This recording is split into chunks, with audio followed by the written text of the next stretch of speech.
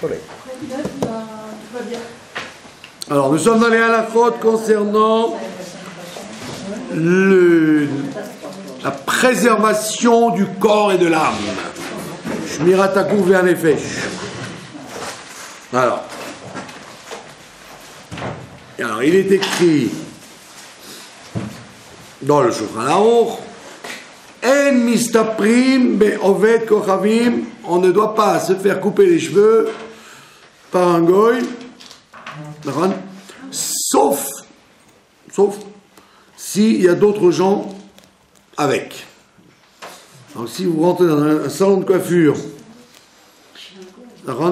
et que c'est un juif qui coupe les cheveux, s'il n'y a personne, il ne faut pas y aller. Sauf s'il y a du peuple. Il faut qu'il y ait du peuple.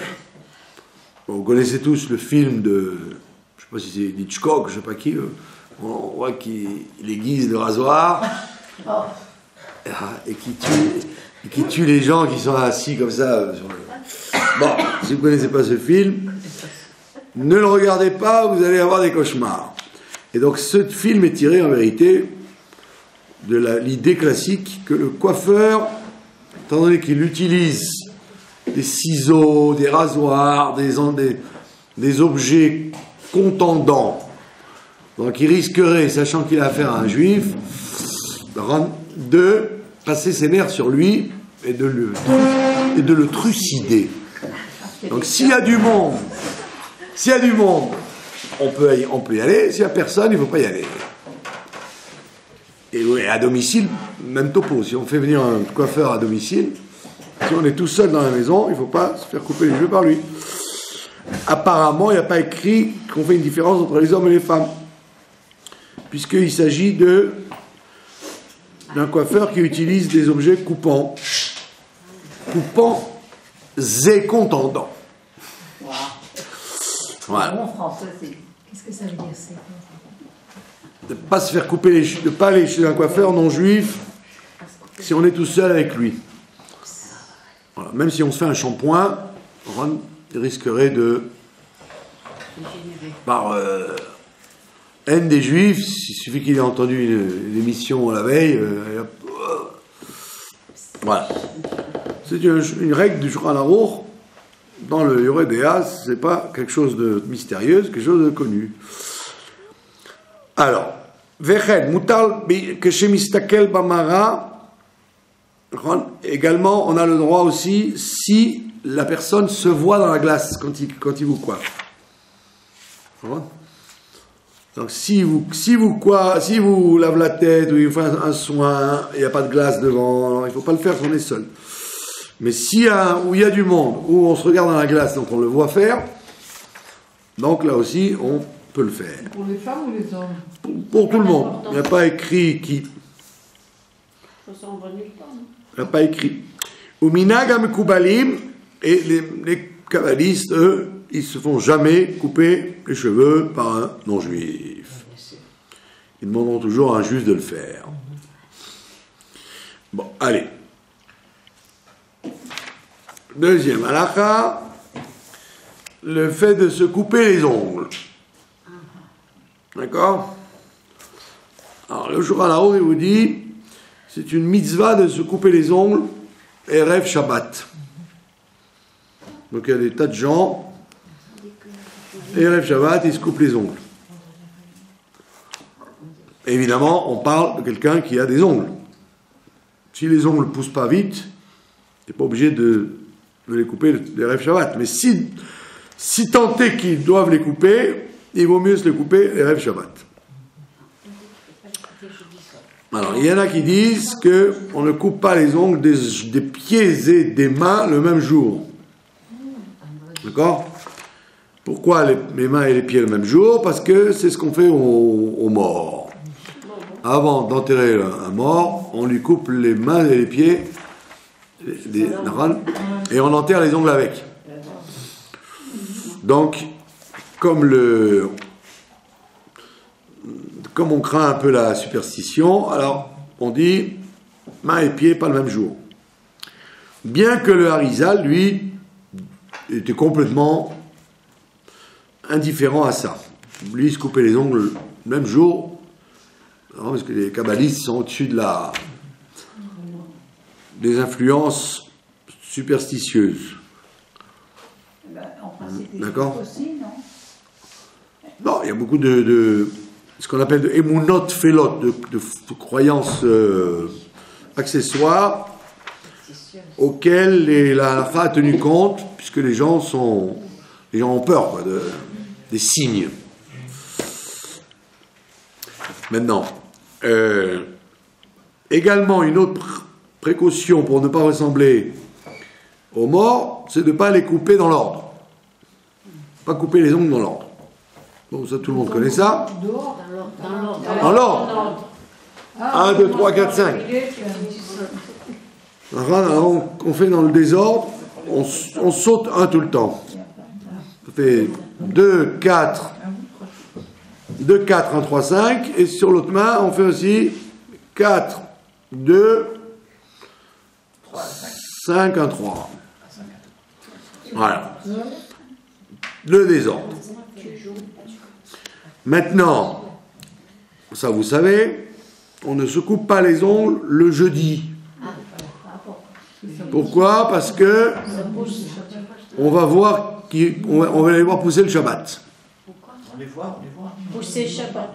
Ouais, donc, après 3 jours, les ongles prennent une poussée particulière après 3 jours, et donc ça fait samedi, dimanche, jeudi, vendredi, samedi. Mais ça, c'est sur les ongles des mains.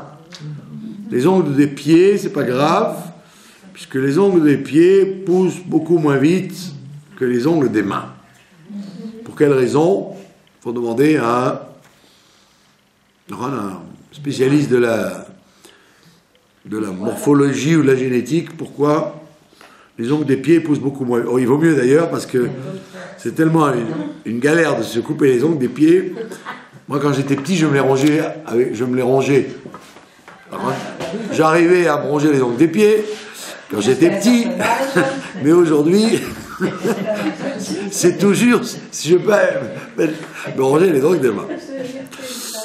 Quand on est bébé, alors aucun problème de mettre les pieds dans la bouche. Donc, voilà. Donc il te dit par exemple, si tu as coupé les ongles des mains en journée, eh bien tu peux couper les ongles des pieds dans la nuit. On a dit que c'était dans la même journée, il ne faut pas couper les ongles des mains et des pieds pour ne pas ressembler aux morts. Couper la nuit, on a dit, on ne peut pas couper la nuit, on a entendu. Mais couper les ongles pas dans la même journée, c'est bon, et donc la nuit, ça marcherait aussi. La nuit qui suit, quoi. Oui. Donc il se coupe les ongles des mains avant le coucher du soleil, et après il finit sa douche, et il se coupe les ongles des pieds quand il fait nuit. Pourquoi ? Parce que ça ne s'appelle pas le même jour. Mais, voilà, il n'y a pas à ce moment-là de problème de couper les ongles des pieds quand c'est après les mains. Mais il y en a qui disent que si c'est pour couper les ongles de but en blanc, il ne faut pas la nuit. Si c'est le jour et la nuit qui suit, c'est bon. Mais si c'est la nuit tout seul, non, ça ne va pas. D'accord ? Alors quelqu'un qui doit aller, à l'époque du Beth Amikdash aujourd'hui, si quelqu'un doit se tremper dans un mikvé qui doit avoir des ongles propres, alors c'est pareil, la nuit, le jour, on ne repousse pas quelque chose qui est d'après la Torah ou les Rabbanan, on ne le repousse pas avec quelque chose qui est une conduite un peu mystique comme ça. Tout ça, c'est des conduites mystiques. C'est pas des conduites qui ont une logique dans la halakha. D'accord ? Mais qu'est-ce qu'on fait avec les ongles ? Il y a des gens qui les brûlent. Voilà. Alors, la Gemara, elle dit les Rechaïm les jettent. Les Rechaïm, ils les jettent. Et pourquoi ils les jettent ? Et quel est le danger de jeter ? C'est qu'on dit que là où l'ongle est tombé, une femme enceinte peut avorter. à l'endroit où il est tombé, pas sur l'ongle lui-même. C'est l'emplacement qu'il a eu. Donc si vous avez fait sauter un ongle, même si vous ramassez l'ongle, il faut balayer l'endroit, même si vous avez l'ongle. Et si vous ne retrouvez pas l'ongle, ben vous balayez quand même l'endroit. Ce qui compte, c'est pas l'ongle, c'est l'endroit. C'est là où il a sauté, quoi. Donc les méchants, c'est qu'ils s'en fichent des autres, ça veut dire.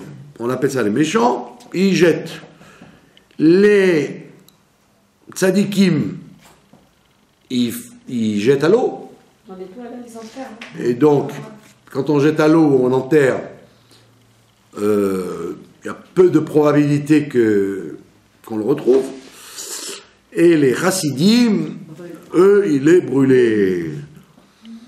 Et pourquoi on dit que les chassids les brûlent? Parce que, comme les ongles font partie du corps, donc ça fait un dommage à l'âme. Quand on se brûle les ongles, ça fait du dommage à l'âme. Parce qu'a priori, on aurait dû garder les ongles et se faire enterrer avec, quoi. Tout ce qui sort de nous, aussi bien les dents, les cheveux et les ongles, on aurait dû les garder jusqu'au boulevard des Allongés. Alors, en général, aujourd'hui, les gens ne gardent pas leurs cheveux. Rares sont ceux qui gardent leurs cheveux toute la vie. Ça existe? Et ça existe? Pourquoi pas? Ils les gardent? Eh ben, tant mieux. Non, est-ce que ça existe? Je pose la question. Est-ce que ça existe? Qui les garde? Non. Il y en a qui mettent dans les poils des barbes dans les murs. Ouais, les poils des barbes peut-être, mais les cheveux non. Depuis l'année.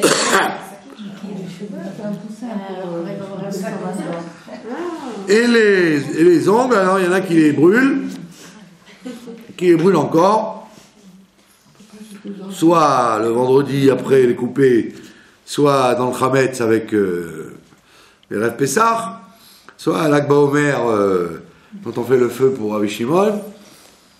D'accord?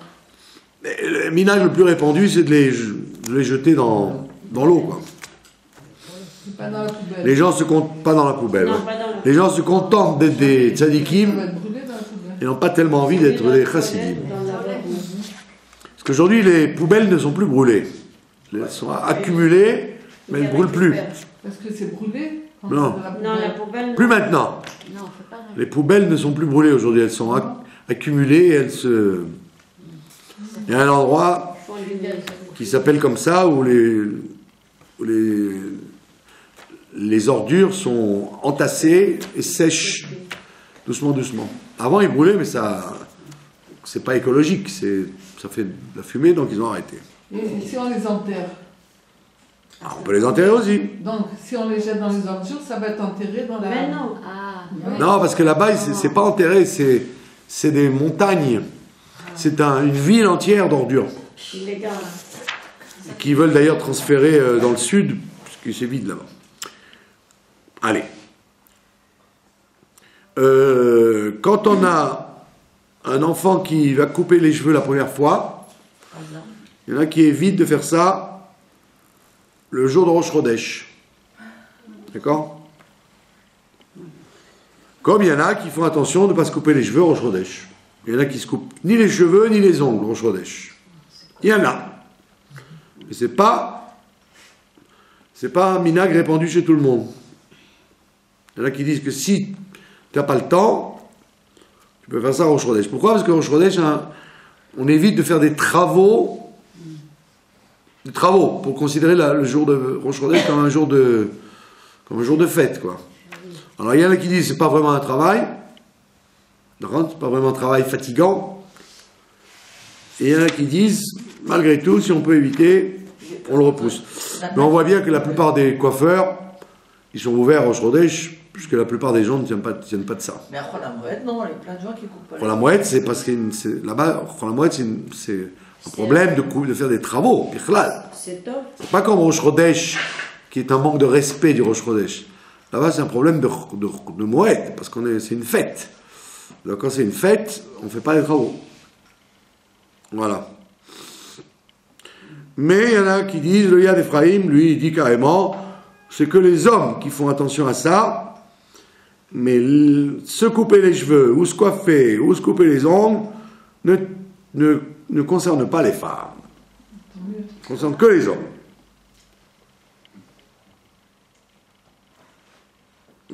Voilà. On arrête là.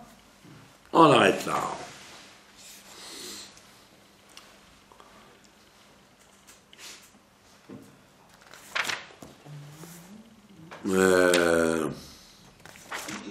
Qu'est-ce qu'il y a de plus intéressant à vous raconter? Donc je vais expliquer que quand un ongle tombe, il faut balayer. Ouais, on s'en fiche de l'ongle lui-même. Hein. Ce qui compte, c'est l'endroit. Il ne faut pas se couper les ongles sur ses vêtements. Il y en a qui prennent un tablier, ils mettent les ongles sur le tablier, après ils les rangent. Il ne faut pas faire ça. Il faut mettre les ongles en dehors du sopalin blanc, voilà. Soit du sopalin blanc, Comme ça, on les voit bien. voilà. Et pas dans un vêtement. Pas dans un vêtement. D'accord? Doit-on être scrupuleux d'avoir des ciseaux spéciaux pour les ongles, ou on peut faire ça avec n'importe quel ciseau? Ah non, des ciseaux spéciaux. D'accord? Alors? Eh ben, on n'est pas... C'est important. on n'est pas MacPid, que ce soit des ciseaux spéciaux. Voilà. Tu la viande. Oh, bah, Hein? ben, on coupe jamais la viande. Là, on ne coupe pas la viande avec des ciseaux, de toute façon. Si, il faut le poulet. Il y a des ciseaux aussi. Je coupe le poulet avec des ciseaux. Hein, vous avez coupé la viande? Ah, Il y a des ciseaux à viande, ouais. Bon, en général, on parle de ciseaux de salle de bain, quoi, de ciseaux hygiéniques. Ciseaux hygiéniques ou des ciseaux pas de travaux manuels, pas de ciseaux de cuisine, bien évidemment. Voilà. Tout ça, c'est pour l'hygiène, c'est pas parce qu'il y a une impureté spéciale, c'est parce que c'est hygiénique, puisque c'est sale. Comme la Chassidoute explique que les cheveux, les dents et les ongles, c'est là où les forces superficielles s'accrochent. Comme on voit dans les symptômes des animaux cachers ou pas cachers, on le voit d'après leurs ongles. Les animaux interdits à la consommation, ou les oiseaux interdits à la consommation, ils ont des ongles qui sont en vérité des serres. Parce qu'ils rendent ils attaquent avec les ongles. Alors que les animaux gentils, un chien par exemple, les chiens n'ont pas des ongles acérés. non, pas tellement. Mais c'est pas cachère non plus, hein. Oui, non, mais ça veut dire que c'est pas un animal qui est interdit à cause de sa cruauté. Il est interdit parce qu'il n'a pas les signes de l'impureté. Alors que les autres, même les oiseaux par exemple, tous les oiseaux devraient être permis. Pourquoi ceux qui sont interdits? C'est parce qu'ils ont justement le faucon ou le hibou. Ils sont des rapaces. Ils attaquent avec les ongles. Donc les cheveux, c'est un moyen d'attraper les forces extérieures. Les dents, comme on sait très bien, on creuse notre cercueil avec les dents. C'est avec les dents qu'on accroche le monde. Ça tombe, le cercle. Et les ongles. Donc ces choses-là sont justement l'endroit où les forces extérieures s'attrapent. Mais on dit que le corps, avant la faute, il était entièrement recouvert d'une matière comme les ongles. Voilà, c'est ça. Qui protégeait de tout. Voilà. Oui, en quelque sorte, c'était très darwiniste, quoi. Il était comme un poisson, quoi. Il avait une carapace. Oui, il avait une carapace comme un poisson. Il était comme un poisson. Donc il n'avait pas froid, il n'avait pas chaud, et au contraire, ça brillait, quoi. C'était lumineux. Voilà. L'Abdallah. C'est pour ça qu'on se couvre les ongles pendant l'Abdallah. C'est pour ça qu'on regarde les ongles à Abdallah, parce que c'est ce qui nous reste, les Damarishon, c'est les ongles. En réalité, le bon Dieu, il est gentil, parce que c'est grâce aux ongles qu'on évite les coups, quoi. Si les deux côtés des doigts étaient avec de la chair, on se ferait très mal. Là, c'est pour protéger des coups et des chocs. Voilà. Les dents, les Anglais, par exemple, des enfants, les les dents de... Ouais, c'est ça, théoriquement, il faudrait garder les dents de lait des enfants. Les cheveux. Il faudrait garder tout ce qui... Quand après les gens vont partir de ce monde, bah, ils emportent tout leur... tout ce qu'ils ont... Les ongles et les dents qu'ils ont eu pendant toute leur vie, quoi. On n'est pas obligé, c'est pas une halakha. Pardon? C'est pas une halakha, on n'est pas obligé. Non, c'est pas des halakha. On ne peut pas obliger un être humain, surtout les gens qui déménageaient avant, à se trimballer avec leurs cheveux et leurs cheveux, leurs ongles et leurs dents. Ça coûte très cher le déménagement. C'est des matières avec ou quoi? Voilà. Maintenant, on va passer à la paracha de Vaïgash. La paracha de Vaïgash, il y a la paracha et il y a la haftara.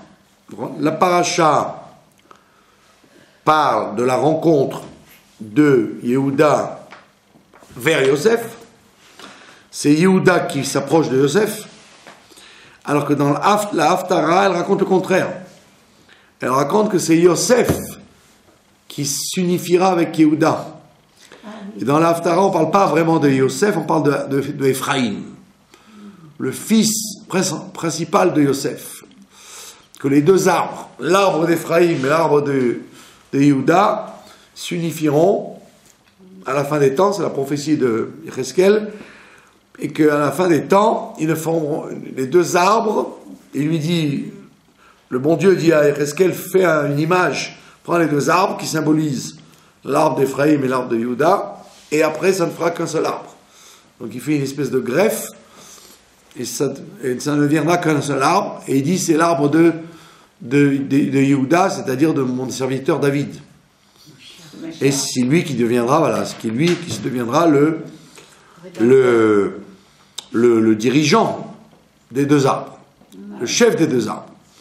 Donc on voit bien que cette paracha, elle va à l'encontre de l'Haftara. Dans la paracha, on met l'accent sur Yosef, c'est Yosef qui compte, et c'est Yehuda qui s'approche de lui. Alors que dans l'Haftara, on dit, ça c'est pendant la paracha, mais après ce sera le contraire, ce sera Yosef qui va s'approcher de Yehuda. Et de quoi on parle? En vérité, on parle des deux royautés qu'il y a dans le Ham Israël. Il y a toujours eu deux royautés. Alors, vous voyez, on vient de sortir de Hanouka. Dans Hanouka, vous avez quelque chose d'extraordinaire, c'est que la royauté de Yehuda, elle n'apparaît pas dans Hanouka. C'est la royauté des Kohanim. C'est les Kohanim qui ont pris le pouvoir, qui sont devenus les rois. C'est-à-dire que quand les Hashmonaïm ont gagné la guerre, ils ont purifié le Beth Amikdash, ils ont mis de l'ordre, ils ont chassé les Grecs et les hellénistes, mais après la guerre, ils auraient dû dire aux descendants de la royauté, maintenant, Bechavot, nous vous donnons nous gardons le Beth Amikdash, c'est notre travail, les Kohanim, on s'occupe du culte, du rituel, mais on vous laisse la gestion du monde, la gestion du pays. Et on voit qu'ils ne l'ont pas fait. Et à tel point ils ne l'ont pas fait, qu'il a fallu qu'en 2 siècles après, le temple a été détruit. Puisque malheureusement, l'histoire de Hanouka, elle a mal fini, en fait. On l'a faite comme une espèce de momentum. Un moment propice, un momentum. Moment propice, c'est pas mal, tiens, c'est un momentum. Un Etratson qu'il y a eu, mais après, c'est retombé. En ce moment, c'est retombé. Mais les Romains, ils étaient dans le coin et ils attendaient. Et ils attendaient, ils disaient, laissons-les se bagarrer entre eux, notre heure va arriver. Et donc à ce moment-là, quand l'histoire s'est calmée, les Juifs, ils ont dit, oh là là, on a terminé avec les Grecs, heureusement que les Romains sont gentils, ils vont venir nous aider. Et donc les Romains, ils disaient, il n'y a pas de problème. Ils sont arrivés, et donc ils se sont installés, et après ils nous ont fait des problèmes de siècles après. Donc on voit bien que l'histoire de Hanouka, c'est un moment précis, spécial, où Dieu nous a aidés, mais après, tout est retombé. Et ça a été de mal en pis. C'est pas que tout est retombé. C'était de plus en plus grave, jusqu'à la destruction du temple. Et à tel point c'était grave, qu'il a fallu que Rabban Yochanan ben Zakkai, quand il va voir Vespasianus, il lui dit, je te demande 3 choses. Maintenant que tu vas détruire le temple, 3 choses. Yavne mechachmea, laisse Yavne, ne détruis pas la ville de Yavne et laisse les sages là-bas, et c'est là-bas qu'on va fabriquer le Kerem Yavne, le Sanhédrin en forme de vigne. Donc on va reconstituer la Torah et préparer la galoute à Yavne. Donc il dit ça, laisse-le tranquille, n'embête pas les sages de Yavne.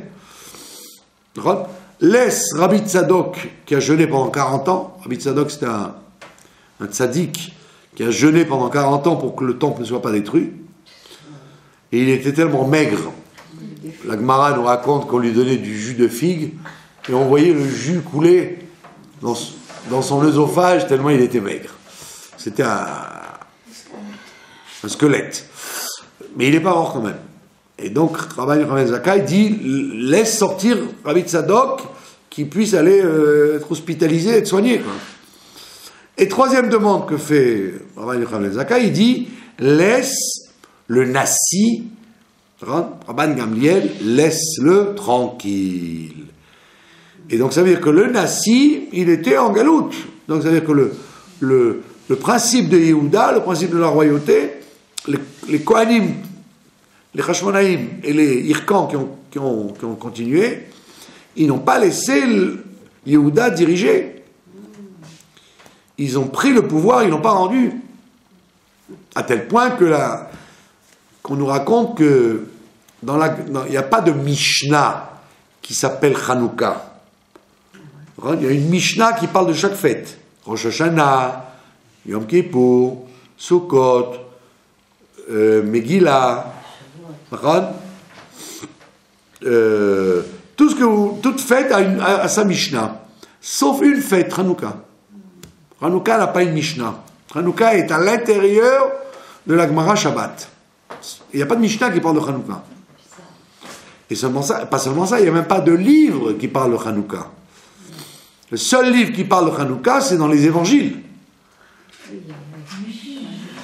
Ouais, Maccabée. Maccabée, c'est un des livres des évangiles. Ça s'appelle des Sfarim Chitzoniyim. Donc si vous voulez connaître l'histoire des Maccabées, il faut aller, ou vous lisez l'évangile, ou vous achetez ce qu'on appelle Sfarim Chitzoniyim, et qui est en réalité le même livre que les évangiles. À la différence que dans les évangiles, ils font tout pour nous montrer qu'on va vers l'autre. Mais l'histoire de Maccabée, elle est là-bas. Donc ça veut dire qu'il y a un boycott. Il y a eu un boycott de qui? De Rabbi Yehuda Hanassi. Quand il a écrit la Mishnah, il a boycotté et il n'a pas écrit de Mishnah de Hanouka pour dire les Kohanim, vous nous avez pris le pouvoir, nous les descendants de Yehuda, les descendants du roi David, et rien que pour ça, vous n'aurez pas de Mishnah qui parle de vous.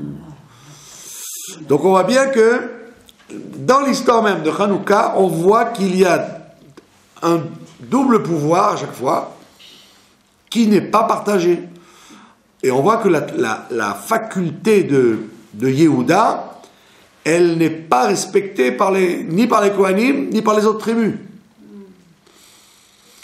Et c'est pour ça qu'on nous dit, la royauté du Messie, en fait, c'est la royauté du Mashiach, elle est en galoute. Pendant tout le temps d'histoire, elle est en galoute. À part David Améler qui a eu son heure de gloire, après, la royauté de David, elle est mise à part, elle est toujours bousculée par les autres tribus.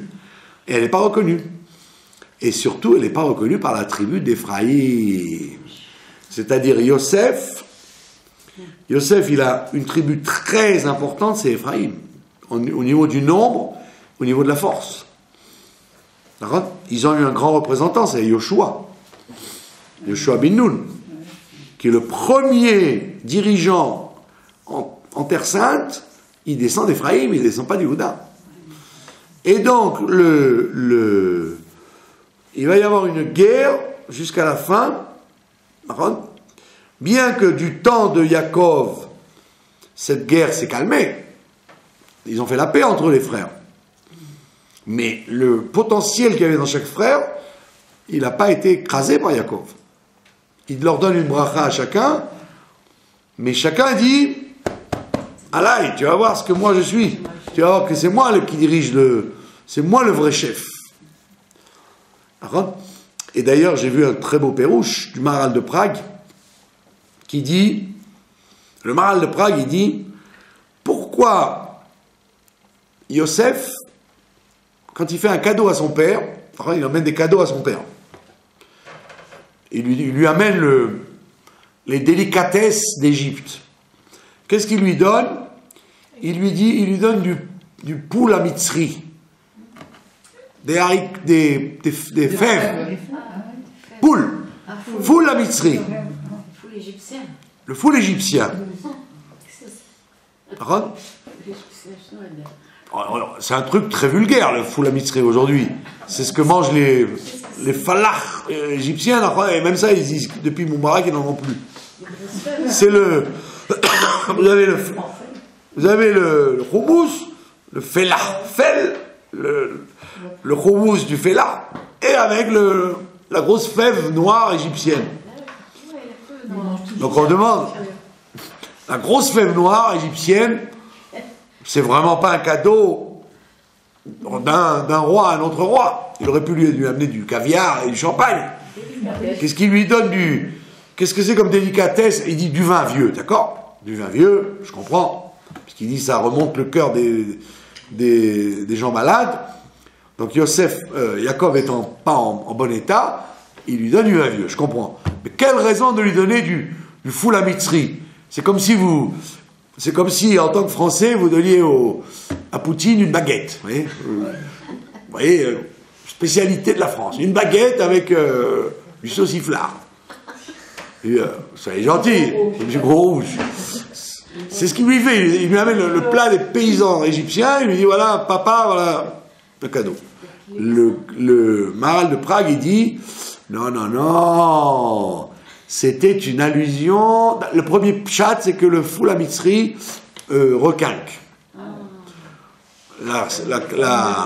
Comment on appelle ça? La kitnite, la légumineuse, la fève, la légumineuse, ça requinque, et donc il voulait requinquer son père, mais il dit plus que ça, le Maharal de Prague, il dit plus joli que ça. Il dit, quand vous faites bouillir des légumineuses, elles ont tendance à s'écrabouiller dans la marmite. Le haricot, la lentille, la févette, quand vous la faites bouillir, à force de la faire bouillir, ça devient très pâteux. Une purée. Il ne dit pas la fève égyptienne. La fève égyptienne, plus vous la faites bouillir, et plus elle gonfle, mais elle reste entière. Et c'est ce qu'il a voulu lui dire. Il a dit, papa, le fait qu'on ait bouilli dans la marloquette, mes frères et moi, on est quand même restés entiers, et tous nous faisons le même plat. Nous n'avons pas été écrabouillés les uns les autres. Nous ne sommes pas disputés à ce point-là que nous avons fait disparaître la famille de Yaakov. Rassure-toi, la marloquette a été positive. Puisque plus tu fais bouillir la fève, et plus elle reste bien entière. C'est joli ce Maharal de Prague, vous voyez. Donc ça veut dire que c'était un remède qui voulait montrer à son père, ne t'inquiète pas, les retrouvailles de la famille se passent bien, et c'est pas parce que je les ai retrouvés, et que maintenant tu as compris qu'ils m'ont vendu, qu'ils m'ont fait des malheurs pendant 20 ans, je pourrais leur rendre les les emprisonner, les détruire avec ce qu'ils m'ont fait. Et tu vois bien qu'on n'a rien fait, on est en paix totale, voilà ce que je t'amène comme cadeau. Donc tu peux venir tranquille. Donc on voit que chaque frère, pendant Jacob, ils sont tous des frères, mais après chacun va se dévoiler un chef. Et c'est pour ça que pendant tout le temps de la Bible, pendant tout le temps de la Bible, vous voyez qu'il y a à chaque fois un juge qui émerge d'une des tribus. C'est lui qui sauve la situation. Une fois c'est Shimshon de Dan, une fois c'est Iftach de Ménaché, une fois c'est Gidon de Naphtali. À chaque fois, qui sauve la situation? Un des chefs de tribu. Quand les autres ne sont pas à la hauteur. Qui va rassembler tout ça? David. C'est David qui va rassembler tout ça, qui va faire la paix entre les tribus. Mais ça va recommencer encore. Et donc, jusqu'à la venue du Mashiach, il y aura des problèmes avec Ephraïm. C'est ce que nous dit Yecheskel. Ephraïm, c'est le plus dynamique et le plus ambitieux des frères. Il dit, moi j'accepte pas la force de Yehuda. Je n'accepte pas. Je suis concurrent à lui. Moi j'étais pas dans la vente de mon père. Ephraïm, il était en Égypte, lui, tranquillos. Hein. J'ai été éduqué avec mon grand-père Jacob, et mon nom Ephraïm, les fruits. Je suis progressiste. C'est moi qui apporte à chaque fois du changement, du nouveau dans le judaïsme. C'est moi, Ephraïm. Donc j'ai pas de raison de me plier à Yehuda, qui est la soumission à la tradition et au sceptre. Je suis un révolutionnaire, je suis Ephraïm. Et donc, Yecheskel dit, cette situation ne peut pas durer éternellement, puisque j'ai décidé que c'est Yehuda, c'est-à-dire l'humilité. Yehuda, c'est la Hoda, l'humilité, c'est elle qui doit diriger le Ham Israël. Ça ne peut pas être la volonté d'être progressiste. Et on voit bien que depuis le Baal Shem Tov, Admor HaZaken, etc., il y a eu un phénomène qu'on a appelé l'émancipation. Et l'émancipation, qui est la fille aînée de l'émancipation? Le sionisme. Le sionisme, c'est la plus grande expression d'Ephraïm. C'est quoi le sionisme? Depuis 100 ans, c'est de dire, et comme on le voit encore aujourd'hui, mais on n'a pas besoin de la Torah pour qu'il y ait un peuple juif. On peut avoir une direction juive efficace, mais laïque. Laïque. Donc on voit bien qu'Ephraïm, c'est un phénomène qu'on va retrouver tout au long de l'histoire, et qui va sans arrêt dire, mais pourquoi Yehuda serait-il le dirigeant? Pourquoi les rabbins seraient-ils les dirigeants du peuple juif? Les dirigeants du peuple juif, c'est Théodore Herzl, Ben Gurion, c'est les gens qui ont fait. C'est pas les gens qui ont étudié ou qui sont restés dans leurs académies. Donc Ephraïm, il a une force, et il se réclame d'être le véritable roi d'Israël. Mais seulement on dit, oui, très bien, Ephraïm, bravo. Mais à la fin des temps, tu es obligé de t'unifier avec Yehuda, et c'est Yehuda qui doit être le maître. C'est-à-dire, il ne peut pas y avoir de véritable royauté si ce n'est pas la royauté du Mashiach, c'est-à-dire l'homme de la halakha, l'homme de la tradition, qui a la foi, lié à la foi. Donc on voit bien que cette Haftara, elle dit, c'est vrai, pendant la galoute, Yehuda va vers Yosef. Yehuda, il reconnaît la supériorité de Yosef. Il y a besoin de Yosef.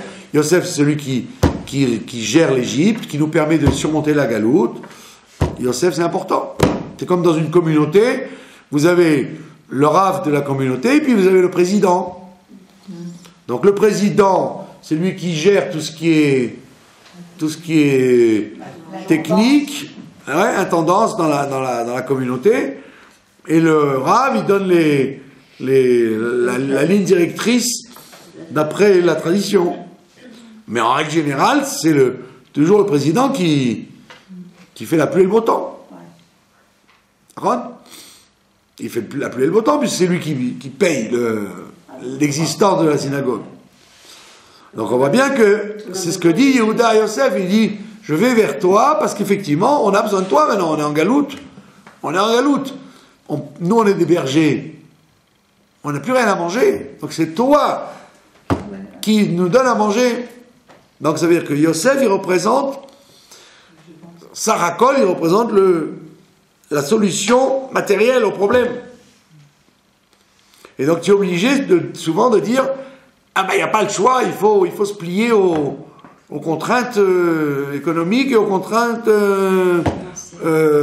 comment on dit, du temps. On a besoin des deux. Pitom vient, la Haftara, il nous dit, oui, ça c'est pendant la galoute. Mais quand on sera à une époque où la parole de Dieu sera répandue partout, et qu'il y aura de l'abondance partout, et qu'il n'y aura plus besoin donc la finance et la matière ne sera pas la préoccupation de chaque jour, puisqu'on aura tout déjà. Donc il n'y aura pas besoin du président, il n'y aura plus besoin de Yosef. Donc Yosef se fusionnera avec Yehuda et ils ne feront plus qu'un. Mais ce sera Yehuda qui dirigera. Donc on voit que le Yosef Yehuda, Yehuda Yosef, c'est quand vous lisez la paracha, vous dites, mon Sachakol, ça veut dire que c'est Yosef qui est important. Parce que Yosef, il est extraordinaire, c'est une Neshama Latzilut, tout ce que vous voulez, mais concrètement, il s'occupe que de finances. Vous auriez pu poser une question, Nachon. Comment se fait-il que Yosef reçoive ses frères dans un pays aussi puissant que l'Égypte? Comment se fait-il que Yosef, c'est lui qui reçoive les gens qui viennent chercher du blé? On aurait dû donner ça à un employé de bureau. Un employé de bureau, voilà monsieur, remplissez votre demande, quel pays vous êtes, combien de kilos vous voulez. Ouais, revenez la semaine prochaine, on va vous dire oui ou non et combien. Là on voit, Pitom, Yosef lui-même, j'ai dit qu'il reçoit les frères. On dit qu'il avait mis des gars, il avait récupéré tous. Donc en vérité, Yosef, lui savait très bien qu'ils allaient venir. Voilà. Et en vérité, on est obligé de dire que c'est pas tout le monde qui recevait. Dans l'histoire, vous avez l'impression, allez, au suivant, allez, rentrez, on a l'impression que Yosef, il est toute la journée à faire l'employé de réception. Non. Il ne peut pas être dirigeant du pays. Il dirigeait le pays, donc il s'occupait des grandes choses. Et eux, ce qui leur a mis la puce à l'oreille, c'est pour ça qu'ils ont eu peur. Ils ont dit, pourquoi on nous appelle chez le président? Nous, on aurait dû aller dans un hangar de blé à côté de la frontière. Combien de blé vous voulez? Shalom, vous payez, retournez, essayez. Ah, pas du tout. Dès qu'ils arrivent, ah non, il faut aller chez le roi. Ils ont dit, oulala, ça tourne mal, ça. Donc en fait, Yosef n'est pas, comme on croit, le gars qui reçoit tout le monde. Il reçoit exceptionnellement des gens particuliers. C'est pour ça qu'il leur dit, vous êtes des espions. C'est pour ça que j'ai demandé à vous voir, parce que vous êtes des espions. Vous n'êtes pas des acheteurs normaux. Donc, on voit que Yosef, il aurait pu déléguer sans arrêt, non, il ne délègue pas tout le temps. Ça veut dire que Yosef s'occupe de tachles, de concret. Il s'occupe de concret tout le temps. Il est ministre de l'économie et des finances. Alors que les autres, c'est des bergers. Un berger, qu'est-ce qu'il fait? Il a son flûteau, et il pense à Dieu, il pense à la Kabbalah, il pense à des choses magnifiques. Donc, on te dit, la parashat Vaïgash, c'est la reconnaissance même des gens de la Torah qu'on a besoin de ce monde-là, qu'on a besoin, qu'on est plié aux contingences matérielles. C'est ça, Vaïgash. Tu n'es pas... Pardon? Vaïgash, ça veut dire tu n'es pas dispensé d'avoir besoin du pouvoir, des gens du pouvoir. J'avais une photo, très belle photo, effrayante photo d'ailleurs, où on voit le rabbi de Satmar, Rav Yoel Satmar, qui était quand même un homme très très important dans le monde juif, qui se prosterne devant le Kaiser, avec le casque en pointe là, l'empereur, je sais pas lequel c'est, Joseph, Ferdinand, c'est une photo d'avant la guerre 14, vous voyez. Il est devant le Kaiser est comme ça, avec ses galons, avec son armée, et lui, il est comme ça, il a enlevé son chapeau, il se prosterne devant lui. Ça veut dire soumission totale au pouvoir. Donc ça veut dire que c'est le juif de la galoute, quoi. Que si tu veux exister, tu as intérêt à te tenir à carreau. Donc c'est ça ce que représente la paracha. Tous les frères disent, ben on a échoué. On a échoué, il y a la famine, on est obligé de passer par toi. Donc qu'il soit Yosef, Pharaon, ou Yosef, ils représentent le même principe. Que la Torah, la halakha, la méditation ne peut rien faire quand on est en galoute. On est obligé de passer par des conditions matérielles.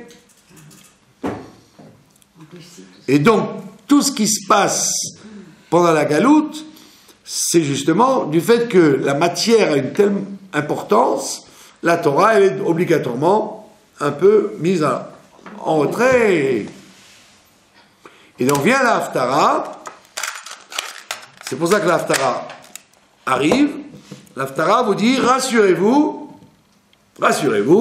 ça n'est que la galoute. Mais dans la Géoula, ça ne sera pas comme ça. Effectivement, dans la Géoula, ce sera la Torah qui, à nouveau, retrouvera ses lettres de noblesse, et ça ne peut se faire que par Meshiach Tzidkenu. D'accord ? Ça veut dire qu'à ce moment-là, le pouvoir séculier, le pouvoir de l'argent, il sera soumis à la Torah. C'est-à-dire que, au lieu que ce soit toujours la Torah qui s'adapte aux situations, ce sera le monde qui devra s'adapter à la Torah. Et c'est ça qui dérange Ephraïm d'ailleurs. Aujourd'hui, on voit bien qu'aujourd'hui, pendant Hanouka en plus, toute la discussion entre les nouveaux Grecs et le monde orthodoxe, c'est justement de dire ça suffit, on ne peut pas dans le monde représenter un judaïsme orthodoxe. Il faut que ce soit un Netanyahou rasé et sans qu'il passe est plus représentatif qu'un rabbin avec une kippa. Ça veut dire qu'on estime que pour plaire au monde, il faut être comme Yosef, habillé en pharaon, pour gagner, pour faire quelque chose. Ça fait peur, quoi. Yehuda fait peur. En vérité, on dit non, c'est pas vrai. Yehuda, le rabbi a parlé souvent de ça d'ailleurs. Il a toujours dit que quand un goy avait affaire à un juif religieux, il avait plus confiance, puisque s'il a une émouna, on parle d'un vrai religieux, on ne parle pas d'un quelqu'un qui est rentré dans le mouvement de la tchouva et qui peut être un escroc déguisé. On parle de quelqu'un qui a des principes, du Shabbat, de la famille, de la parole qu'on donne, etc. Un goy, même s'il n'est pas croyant lui-même, il aura plus confiance que s'il a affaire à un juif qui est prêt à vendre son âme pour de l'argent. Et c'est vrai que les gens, vous voyez bien dans la bourse, etc., les gens qui sont connus à qui on peut confier des mallettes de diamants, c'est en général des gens, parce qu'on sait très bien qu'ils ont une parole c'est une parole, une conscience c'est une conscience.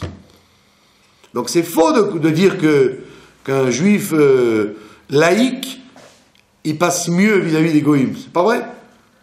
Les goïms, ils se disent, ben, s'il est capable de se déguiser en goï pour me parler, peut-être qu'il n'est pas fiable du tout. Alors que s'il sait qu'il a affaire à quelqu'un qui a une émouna, une foi et qui la pratique, eh ben, peut-être qu'il va avoir plus confiance.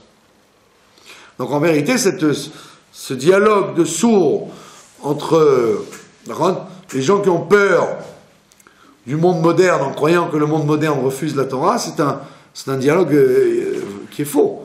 Puisque justement, c'est ce que te dit l'Haftara. En vérité, la vraie vocation de Mashiach, c'est pas de refuser Yosef, c'est pas de refuser le monde moderne. Puisque l'Haftara te dit les deux arbres se rencontrent. C'est pas qu'on annule l'arbre de Yosef. Les deux arbres se fusionnent. Mais là, le problème, c'est que c'est un arbre, l'arbre de la tradition, qui doit diriger l'arbre de l'argent et de la puissance. Sinon, on n'a rien fait. Et on est obligé de tenir compte de l'arbre de l'économie. Voilà, l'arbre de Yosef, il existe. On ne l'a pas annulé dans la prophétie de Yecheskel. On l'a greffé avec l'arbre de Yehuda, et c'est Yehuda qui dirige ces deux arbres. Donc c'est pour ça que l'Haftara, elle est très messianique, alors que la paracha, elle est en quelque sorte galoutique, elle nous prépare à la galoute. Et donc la Haftara vient nous dire, vous ne vous inquiétez pas, la paracha a une suite qui va changer, qui va amener la victoire de Yehuda sur Yosef. Voilà, pas de questions? No problem, no question. Et c'est pour ça que la paracha, d'ailleurs, cette semaine, très souvent, tombe le jour du He Tevet, où le rabbi a gagné avec les livres. Parce que justement, la victoire du rabbi avec les livres, ça veut dire que la tradition reconnaît qu'il y a un descendant au roi David, que ça ne s'est pas évanoui évanoui, mais c'est toujours là, il y a toujours un descendant du roi David, donc il y a encore un postulant à justement taper sur la table et dire que Yehuda doit diriger les affaires. C'est l'enseignement de Etevet, que le rabbi a dit que c'est une victoire c'est au gouvernement fédéral américain qu'il a gagné. C'est pas dans un milieu intramuros religieux. C'est-à-dire que le gouvernement fédéral américain a reconnu que le rabbi est le descendant de la tradition avec le Maharal de Prague jusqu'au roi David. De tous les livres. Les livres, c'est-à-dire la Torah, la culture. Pas simplement des objets, mais des livres. Et donc ça veut dire que c'est plus qu'un remez que nous avons ce Yehuda dans les mains pour arriver à la rencontre avec Yosef et gagner le combat. Ezrat Hashem, qu'avant Shabbat, nous serons délivrés par le juste Messie. Voilà mes chers enfants.